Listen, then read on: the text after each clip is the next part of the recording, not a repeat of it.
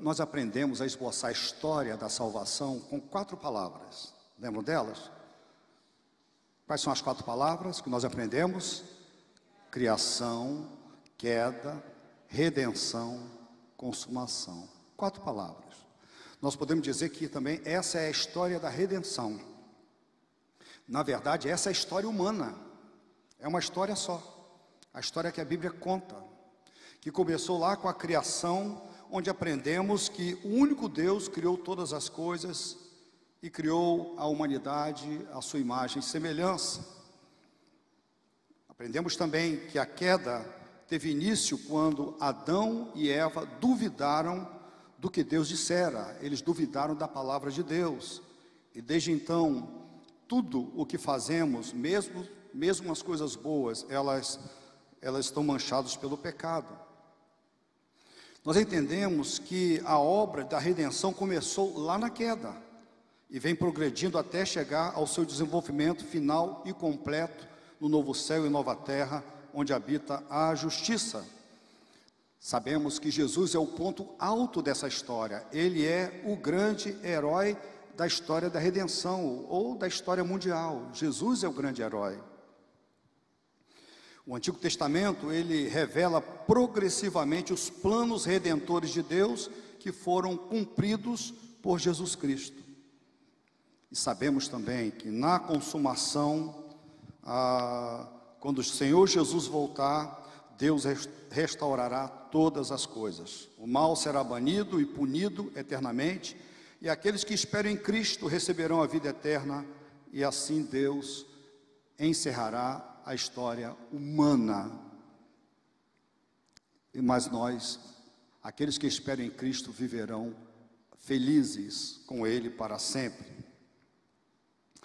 Quais são as palavras mais conhecidas de Jesus? Você lembra que Jesus disse que é conhecido por todo mundo, está decorado. Quais são as palavras? Qual o versículo? O versículo que é mais assim conhecido por todos nós? João 3,16, não é? Então olha só, agora que nós conhecemos, Ricardo, essa história completa, isso nos ensina a ler a Bíblia. Isso é fundamental para lermos a Bíblia de maneira correta.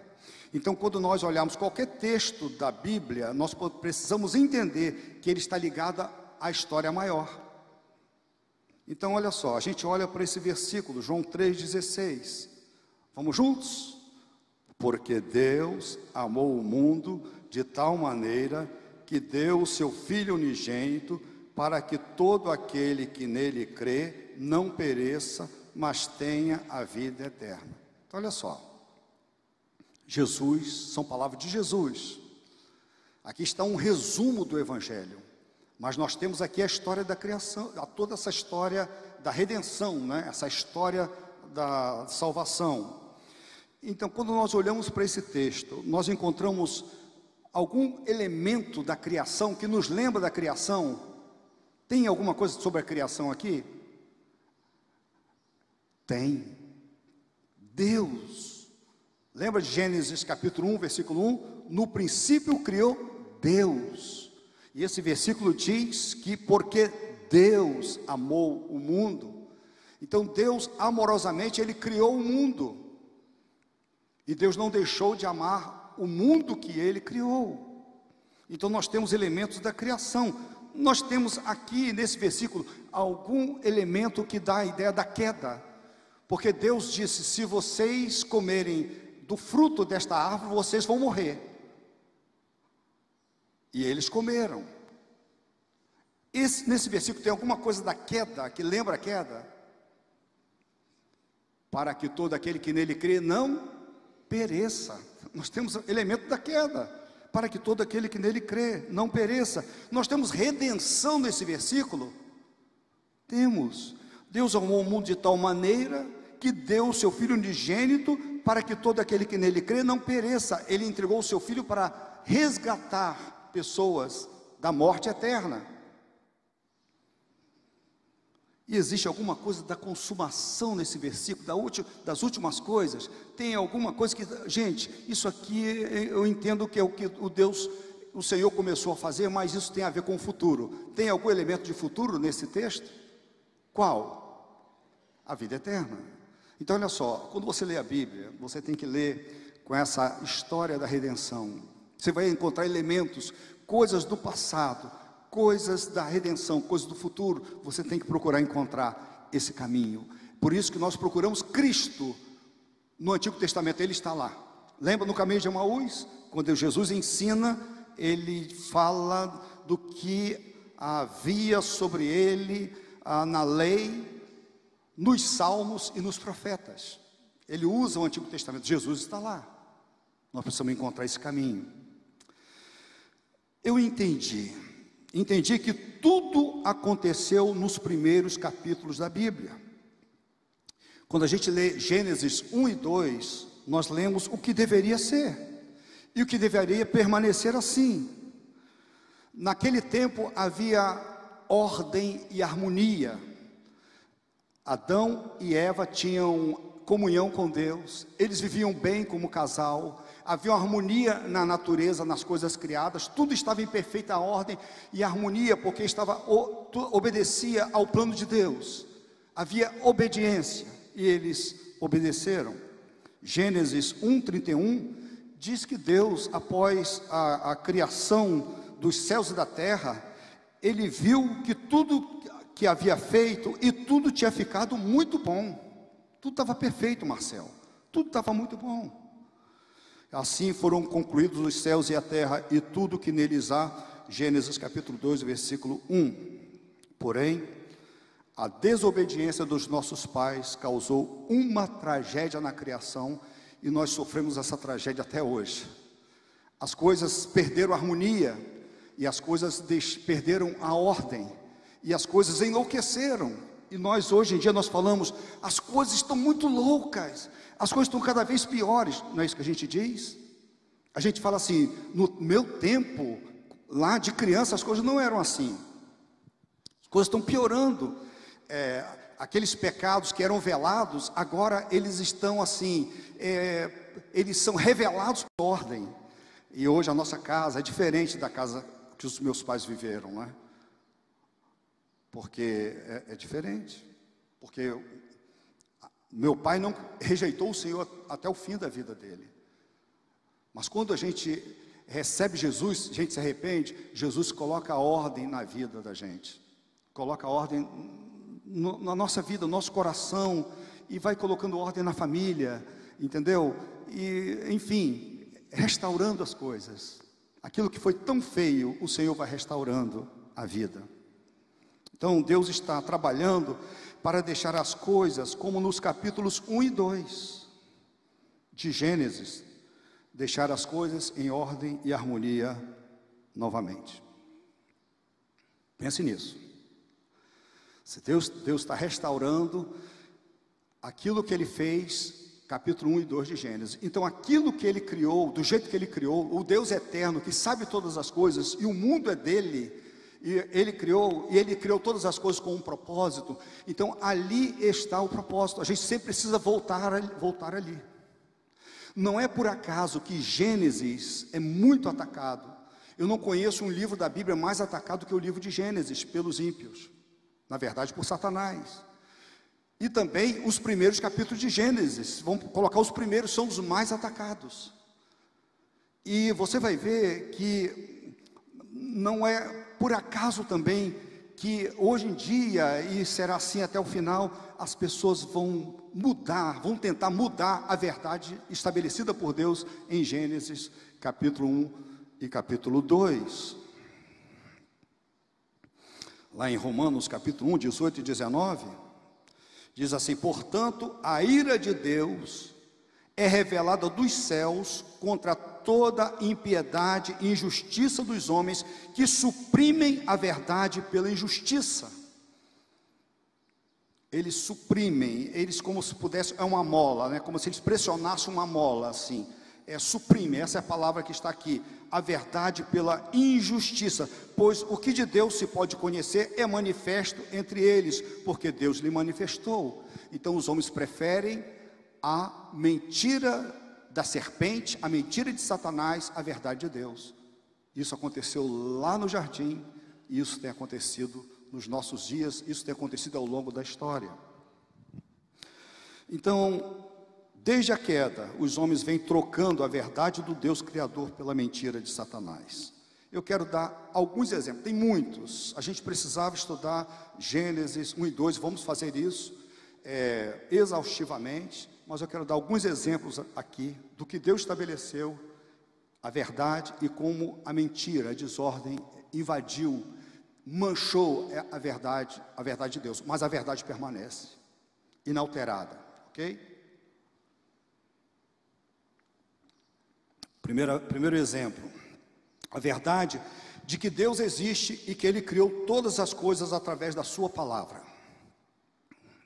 Foi Deus que criou, mas você não estuda isso na faculdade, que foi Deus que criou, nem no ensino médio, você não estuda a criação, dizer que Deus criou, o autor da vida, o autor de todas as coisas, você não estuda, a não ser num colégio confessional. O texto diz claramente de Gênesis 1, Moisés escreveu, que no princípio Deus criou os céus e a terra. O ser de Deus, a pessoa de Deus, o ser pessoal, Ele criou os céus e a terra, criou com sabedoria, criou com inteligência, criou com muita criatividade, criou com muito poder, é isso que a Bíblia diz que Ele criou. Israel cantava essa verdade, lá no Salmo 33, versículos 6 e também versículos 8 e 9, diz assim: mediante a palavra do Senhor foram feitos os céus e os corpos celestes pelo sopro da sua boca.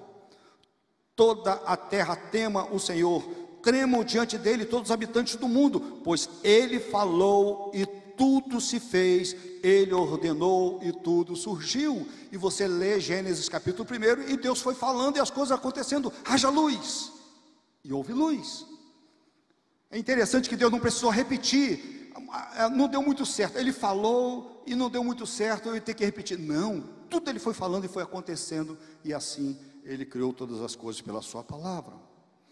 O escritor aos Hebreus, muito tempo depois dos Salmos, olha o que ele escreveu, vamos juntos, Hebreus 11, versículo 3, pela fé entendemos que o universo foi formado pela palavra de Deus, de modo que aquilo que se vê não foi feito do que é visível, foi Deus que criou pela sua palavra.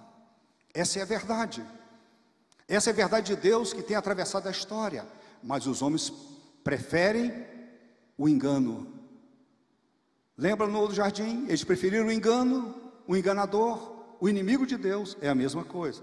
Olha Romanos capítulo 1 ainda, versículos 20 a 23, pois desde a criação do mundo, os atributos invisíveis de Deus, seu eterno poder e sua natureza divina, têm sido vistos claramente, sendo compreendido por meio das coisas criadas.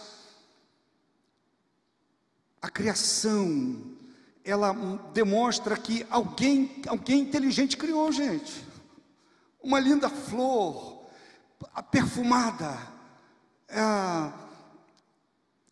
um inseto admirável, a formiga é tão admirável, ou os grandes astros, tudo isso houve uma inteligência.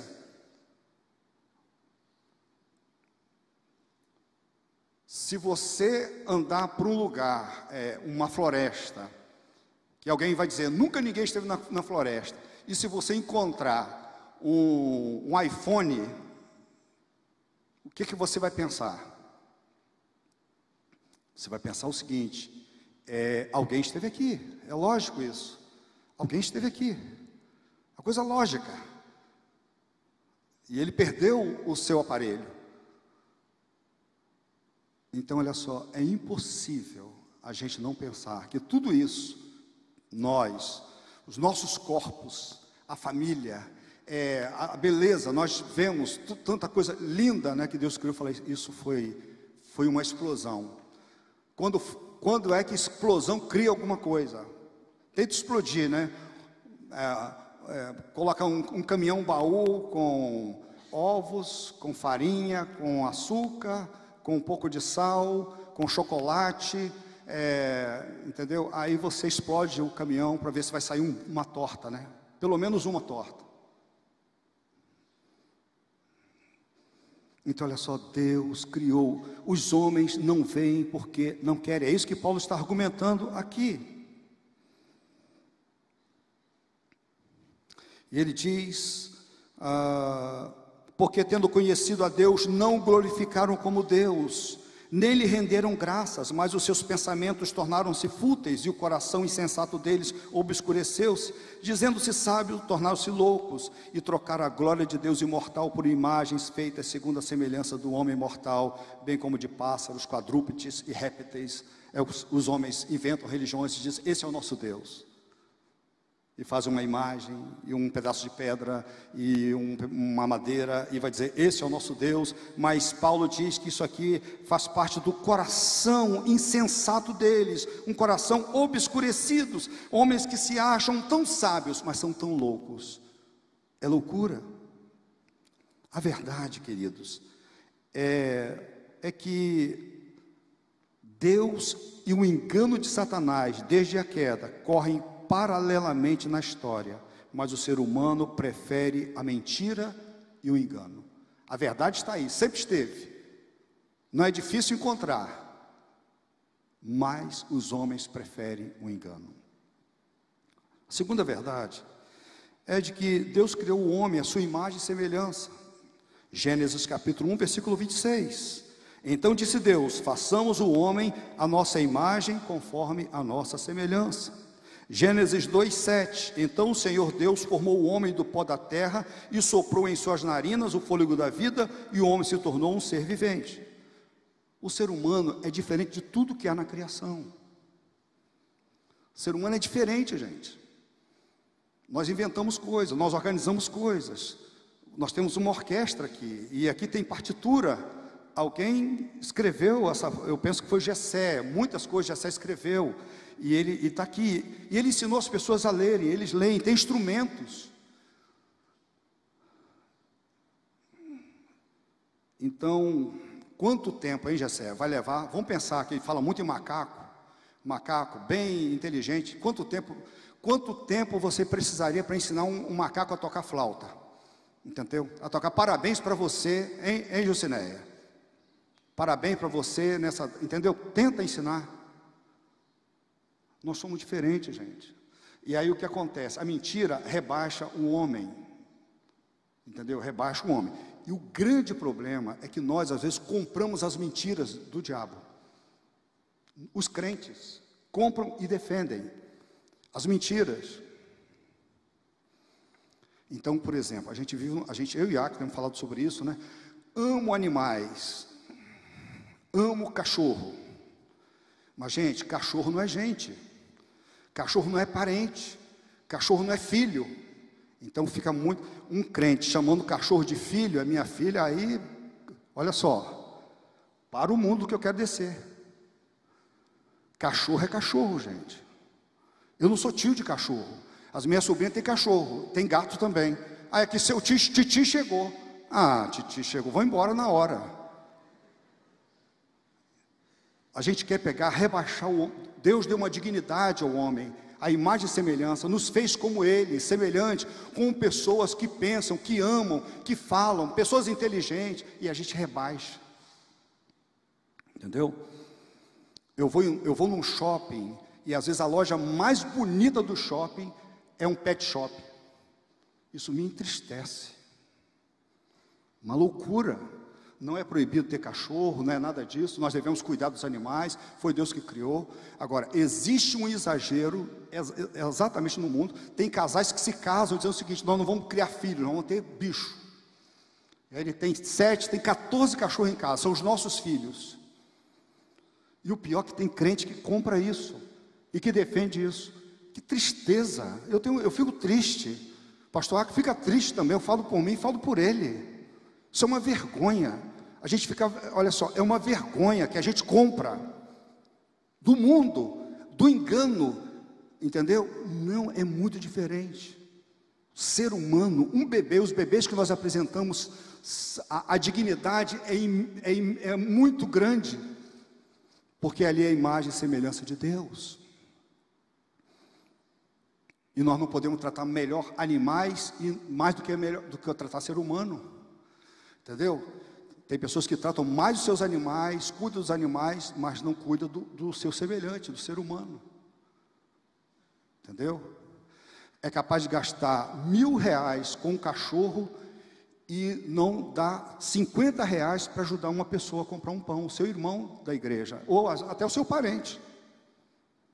Então isso, coisa do nosso tempo, é um engano depois da queda, mas não era assim, ok? Então, Deus fez um homem também com corpo e alma. Não é química só, gente. O cérebro humano, tudo é o cérebro, é química, vamos acertar a química e a gente acerta a pessoa. Não, Deus fez um homem com corpo e alma. Está lá estabelecido lá em Gênesis 1 e 2. O sábio Salomão, falando já na velhice, pastor Acker pegou sobre isso, disse: o pó volte à terra de onde veio, e o espírito volte a Deus que o deu. Então o ser humano é corpo e alma, tem alma. Nós não somos grão de areia, nós não somos terra, enfim, só isso. Vamos acertar a vida com medicamento e a gente acerta o ser humano. Gente, é corpo e alma. O que passar disso, o que estiver fora disso, não pertence à verdade. Por isso que Jesus falou para aquele ladrão na cruz, que falou: Senhor, lembra-te de mim quando entrares no teu reino. E o Senhor Jesus respondeu, dizendo o seguinte: eu lhe garanto, hoje você estará comigo no paraíso. Como? Ele foi sepultado. Como que ele vai poder estar no paraíso? A alma dele esteve com o Senhor Jesus no paraíso. Hoje mesmo, ele foi para a sepultura, mas a alma foi para Deus. A verdade de que Deus criou o homem à sua imagem e semelhança e o constituiu de corpo e alma não muda, apesar da resistência dos homens que rejeitam a Deus. Terceira verdade é que Deus criou a humanidade muito bem definida. Deus criou machos e fêmeas. Está lá em Gênesis 1, 27. Criou Deus, o homem à sua imagem, a imagem de Deus o criou. Homem e mulher os criou. Deus criou gêneros diferentes, machos e fêmeas. Vocês estão entendendo como é que essa época que a gente está vivendo, que vai ser cada vez pior, os ataques ao que Deus estabeleceu, a verdade estabelecida? E vocês estão percebendo também que se Deus está restaurando todas as coisas, Ele está restaurando daquilo que Ele fez no princípio, agora Ele está restaurando essas coisas. O pior é quando tem crente que defende que é tudo que não tem gênero. Ele vai defender a ideologia de gênero. Mas a Bíblia diz que Deus fez macho e fêmea. Romanos ainda, capítulo 1, versículo 24 a 27. Por isso Deus entregou a impureza sexual, segundo os desejos pecaminosos do seu coração, para a degradação do seu corpo entre si. Trocar a verdade de Deus pela mentira, lembra? Trocar a verdade e adorar e servir as coisas e seres criados em lugar do Criador, que é bendito para sempre. Amém. Por causa disso Deus entregou as paixões vergonhosas. Até suas mulheres trocaram suas relações sexuais naturais por outras contrárias à natureza, ou seja, mulher com mulher. Paulo já falava sobre isso. Da mesma forma, os homens também abandonaram as relações naturais com as mulheres e se inflamaram de paixão uns pelos outros. Começaram a cometer atos indecentes, homens com homens, e receberam em si mesmos o castigo merecido pela sua perversão. Isso não é bonito, gente. Isso não é bonito. Isso acontece no nosso mundo, mas isso faz parte de um mundo caído em desarmonia. No princípio Deus criou homem e mulher, e criou macho e fêmea, e ordenou que eles procriassem, um completando o outro, e tivessem filhos. Esse é o propósito, para encher a terra. Mandou crescer, multiplicar e encher a terra. A verdade é de que Deus criou a humanidade bem definida como machos e fêmeas. Isso não muda, apesar da resistência dos homens que rejeitam a Deus. reafirmo que a verdade de Deus e o engano de Satanás, desde a queda, correm paralelamente na história. Deus também estabeleceu casamento e família. O próprio Deus é uma família, Pai, Filho e Espírito Santo. E Ele criou família. E por isso que a gente tem igreja também, uma comunidade. Ele criou homens e mulheres diferentes para gerarem filhos. Gênesis 1, 27, diz que criou Deus o homem, a sua imagem, a imagem de Deus o criou, homem e mulher os criou. Deus o abençoou e lhes disse: sejam férteis, multipliquem-se, encham e subjuguem a terra, dominem sobre os peixes do mar, sobre as aves do céu, sobre todos os animais que se movem pela terra. O primeiro mandamento. E essa semana eu escrevi, na semana passada, né, hoje é o primeiro dia da semana, escrevi um artigo. Cheguei aqui cedinho na igreja, trouxe Fernanda, e eu queria conversar com o Sérgio um pouco sobre o que eu tinha pensado, coisa que eu tinha pensado, e voltei para escrever um artigo pequeno, dizendo por que não me arrependo de ter filhos, argumentando, né? Porque muita gente diz: você está louco, ter filho, ter tantos filhos. Isso é um mundo, gente. Isso é um mundo, a gente compra essa ideia. A gente compra essa ideia. Mas Deus mandou crescer, multiplicar e encher a terra. Primeiro mandamento, entendeu? E eu fiquei pensando assim, aí eu pensei lá em vocês, tá aqui os quatro, estão aqui na frente, os quatro. Se eu não tenho vocês com a sua mãe, se nós não temos vocês não teriam oportunidade de ouvir o evangelho e ir para o céu e viver eternamente. Entendeu, Fabiano? Não tem, que chance a pessoa tem de ir para o céu e viver eternamente se não nascerem? E tem filho mal criado, até filho de crente que diz para o pai: eu não pedi para nascer. Isso é uma das maiores ofensas que um filho pode falar para um pai. Suspeito que eu tenha falado isso com a minha mãe um dia. Eu não lembro. Mas isso é muito triste. Eu me arrependo amargamente. Se eu falei isso, eu me arrependo amargamente. Mas eu não, na minha impiedade, na minha loucura, eu não. Mas vocês só tiveram a oportunidade de ir para o céu por causa disso. Filhos são bênçãos do Senhor. São dádivas do Senhor. Feliz é aquele que enche a sua aljava nas lutas, né, na velhice. São os filhos que ajudam os pais. Quantos de vocês aqui, já idosos, dizem: ai de mim se não fossem meus filhos? Dona Nadir, quanto cuidado Dona Nadir tem, quanta proteção. Agora tem as filhas, tem genros, entendeu? Os filhos estão cuidando. Quantos aqui poderia citar que estão assim, envelhecendo? Sabe o seguinte: vou ter um filho que vai cuidar de mim na minha velhice, entendeu? Quando eu não puder, que vai dirigir para mim, que vai me levar no hospital, que vai me defender quando alguém quiser me agredir. É uma bênção ter filhos. Gênesis 2, 21 a 24. Então o Senhor Deus fez o homem cair em profundo sono, e enquanto ele dormia, tirou-lhe uma das costelas, fechando o lugar com carne. Com a costela que havia tirado do homem, o Senhor Deus fez a mulher, e a levou até ele. E disse então o homem: esta sim é osso dos meus ossos, e carne da minha carne. Ela será chamada mulher, porque do homem foi tirada. Por essa razão, o homem deixará pai e mãe e se unirá à sua mulher, e eles se tornarão uma só carne. Isso aqui é a base do casamento.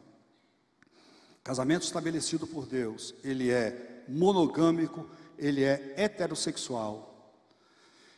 E é tão maravilhoso que eles vão se tornando uma só carne, se completando, porque a gente vai envelhecendo, a gente vai ficando cada vez mais amigos.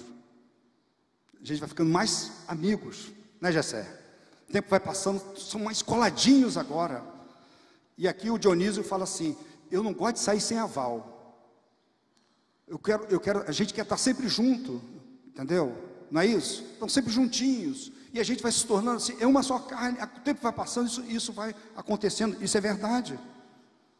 Quando Jesus foi indagado sobre a questão do divórcio, ele respondeu: vocês não leram o que no princípio o Criador os fez homem e mulher? Jesus fala, fez macho e fêmea, e disse: por esta razão o homem deixará pai e mãe e se unirá à sua mulher, e os dois se tornarão uma só carne. Uma só carne? Assim eles já não são dois, mas sim uma só carne. Portanto, o que Deus uniu, ninguém separe. Então ele pega o texto lá de Gênesis e ele copia e cola. professor Alain gosta de falar sobre isso, ele copiou e colou aqui. Mais tarde o apóstolo Paulo, ele vai falar também sobre família, sobre a questão de uma família cheia do Espírito Santo, de um homem que ama a mulher, como Cristo amou a igreja, a mulher submissa ao marido, e ele vai dizer a mesma coisa, me parece, no versículo 33. Por esta razão o homem deixará pai e mãe, e unir-se-á a sua mulher, e os dois se tornarão a sua carne. Paulo está citando, depois de tanto tempo, ele está citando o texto da criação, gente. Porque na criação as coisas foram estabelecidas, as verdades foram estabelecidas, e elas não devem ser mudadas. Então a verdade é que Deus estabeleceu o casamento e família, isso não muda, apesar da resistência dos homens que rejeitam a Deus. A verdade de Deus e o engano de Satanás, mais uma vez afirmo, elas correm paralelamente, e as pessoas preferem mais a mentira e o engano, e deixam a verdade de lado. Deus, ele é o justo juiz. Quando os homens pecaram, Deus falou, se vocês pecarem, vocês vão morrer. E eles morreram por causa disso.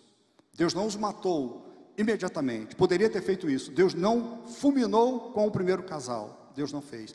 Misericordiosamente, Deus, ele providenciou uma nova roupa para eles, uma roupagem nova, e Deus teve misericórdia deles. É o grande amor de Deus. Ah, queridos, como o pecador pode escapar da justa ira de Deus? Vamos ler Romanos capítulo 5, versículo 8, vamos juntos? Deus prova o seu amor para conosco, pelo fato de ter Cristo morrido por nós, sendo nós ainda pecadores. Quando nós vivíamos no engano, na justiça, o Filho de Deus morreu por nós. O Filho de Deus, sem pecado, voluntariamente, sofreu e morreu por nós pecadores, o justo pelos injustos. Quando estava pendurado na cruz, o Senhor Jesus gritou, meu Deus, por que me abandonaste? Naquele momento terrível, Deus Pai virou as costas para o seu amado Filho. E por que Deus fez isso?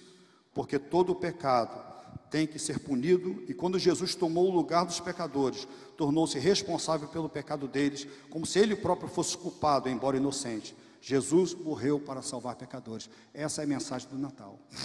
Essa é a grande história.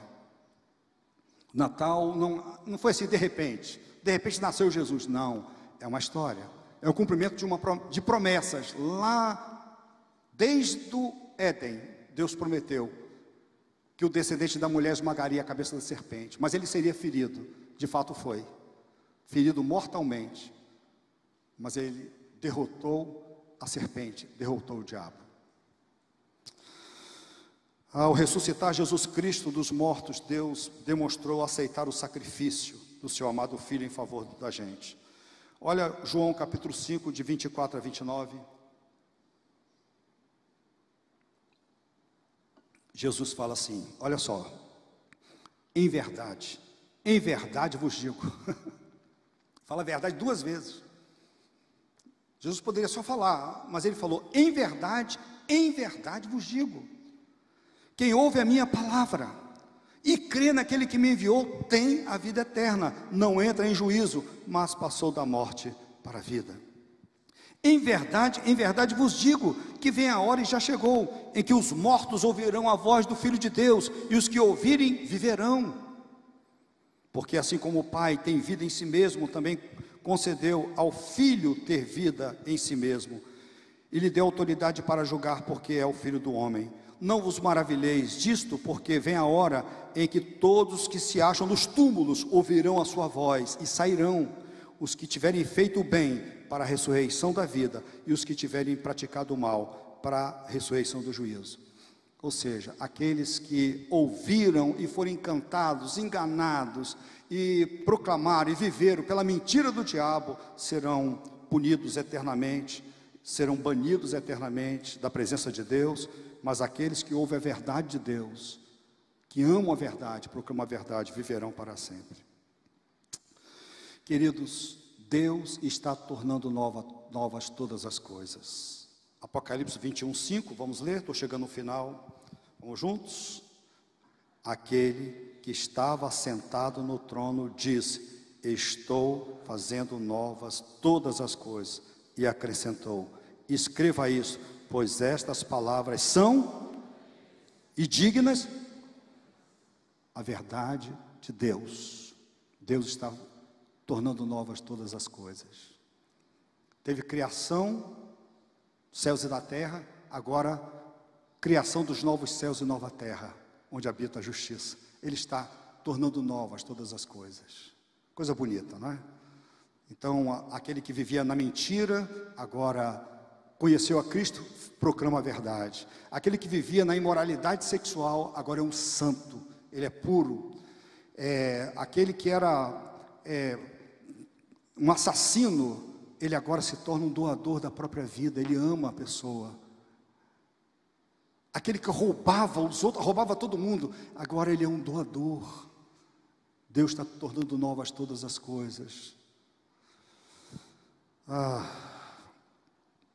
Deus nos convocou para fazermos parte desse grande plano de redenção. E como fazemos isso? Sustentando a verdade. A igreja, ela sustenta a verdade. Vamos juntos? 1 Timóteo 3, 14 e 15. Escrevo-lhe estas coisas, embora espere vê-lo em breve, mas se eu demorar, saiba como as pessoas devem comportar-se na casa de Deus, que é a igreja do Deus vivo, coluna e fundamento da verdade. A igreja sustenta a verdade, como uma coluna, as colunas sustentam esse prédio, a igreja sustenta a verdade. Então nós temos verdades lá de Gênesis, lembra das verdades? Tão combatidas nos nossos dias, a gente se arrisca até a ser preso, né? A ser, como se diz, processado, né? Processado, por dizer verdades, as verdades eternas. Mas a igreja tem a missão de dar testemunho da verdade. 66 vezes o Novo Testamento, o Evangelho é identificado simplesmente como a verdade, com o artigo definido, indicando que o Evangelho é a única verdade. Por mais que a verdade possa fazer os outros sentirem incomodados, por mais ofensiva que a verdade possa soar aos ouvidos dos incrédulos, por mais que a verdade possa parecer inoportuna, Jesus sempre falou a verdade e nós também devemos sempre falar a verdade. João Calvino disse o seguinte: ainda que o mundo inteiro fosse incrédulo, a verdade de Deus permaneceria inabalável e intocável. John MacArthur diz: a igreja jamais manifestará seu poder na sociedade se não recuperar um amor ardente pela verdade e aversão pela mentira. Existimos para refletir a glória de Deus. Queridos,